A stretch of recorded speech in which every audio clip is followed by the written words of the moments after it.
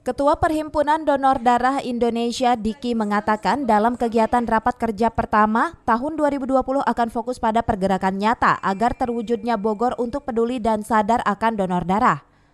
Hal ini dianggap penting untuk menjalin sinergitas terhadap unit-unit donor darah, di samping merangkul pihak-pihak terkait termasuk instansi pemerintahan, pelajar, PNS, serta masyarakat luas. Sementara itu untuk menyikapi ketersediaan darah baik secara kualitas maupun kuantitas yang kini dirasakan sangat minim, Ketua PDDI Jawa Barat yang juga hadir dalam raker tersebut mengatakan pemerintah pusat didesak untuk ikut membantu menyediakan alat pendukung yang lebih baik. Pasalnya alat yang kini dimiliki dinilai sudah tak memadai dan kurang layak untuk digunakan. Nasional perlu 1 juta kantong, itu terpenuhi. Tetapi kualitas yang bervariatif.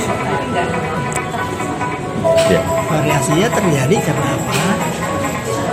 Karena variasi juga unit transfusi darahnya. Ia juga berharap ke depan upaya PDDI untuk menyediakan stok darah dengan kualitas yang baik dan lebih memudahkan masyarakat luas yang membutuhkannya. Dari Kota Bogor, Eko Rosandi melaporkan.